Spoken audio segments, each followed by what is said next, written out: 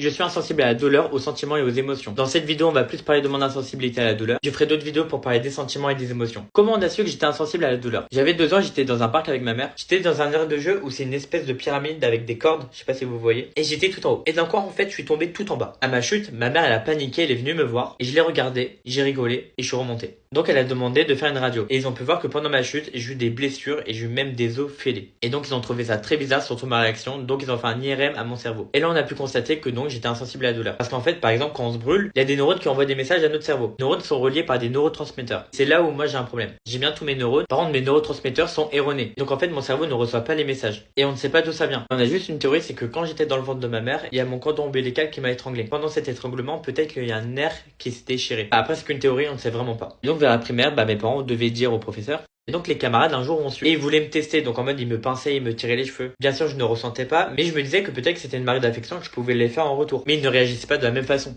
Et après ça donc je me suis dit qu'au collège j'allais rien dire, j'allais cacher cette maladie. Même des fois, je faisais semblant d'avoir mal pour vraiment la cacher. Mais un jour, au lycée, en seconde, j'étais en journée sportive, en athlétisme, et je courais sur du gazon mouillé. Et en fait, pendant un virage, j'ai glissé et je voulais me réceptionner avec mon bras gauche. Le problème, c'est que, en me réceptionnant, il y a l'os de mon avant-bras qui est ressorti de mon bras. Et sur le moment, j'ai rien senti. Quand je me relève, je vois tout le monde pétrifié. Là, je vois, il y a mon meilleur pote qui vient me voir et qui me dit ça va? Je lui réponds oui, ça va et toi? Il me dit non, mais regarde ton bras. Et là, quand j'ai vu mon bras avec l'os ressorti, je me suis dit putain, je vais vraiment passer une sale journée. Depuis ce jour-là, tout le monde a reçu que donc j'étais insensible à la douleur. Maintenant, être insensible à la douleur, c'est quoi? Par exemple, je ne ressens pas tout ce qui est chaud et froid. Je sais que quand il y a quelque chose qui est chaud et quelque chose qui est froid, mais par contre, je ne ressens pas la souffrance. Vous comprenez ou pas? Je ne sais pas si quelque chose est trop chaud ou quelque chose est trop froid. Aussi, je ne ressens pas les maladies. Si je suis malade ou quoi que ce soit, je ne sais pas du tout. Oui, je sais ce que vous allez dire. Mais si je te mets une droite, tu vas pas ressentir.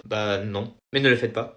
Alors, est-ce que c'est un avantage ou c'est un inconvénient? En vrai, c'est les deux. Avant, c'était beaucoup plus un inconvénient. Parce qu'en fait, avant, je ne connaissais pas mon corps par cœur. Donc, si je me blessais ou quoi que ce soit, je ne savais, mais vraiment pas. Sauf si c'était superficiel. Et par exemple, un truc tout con, c'est que avant, je ne savais pas quand j'avais faim. Parce que donc, c'est une douleur. Et maintenant, au fur et à mesure de ma vie, on le sait parce que naturellement, chez l'être humain, t'as les joues qui se creusent quand t'as faim. Et donc, la plupart du temps, soit je me regarde ou soit quelqu'un me dit, là t'as faim. De fur et à mesure, j'arrive à développer des avantages parce que je connais de mieux en mieux mon corps. Déjà, un avantage tout bête, c'est que déjà les piqûres de moustiques.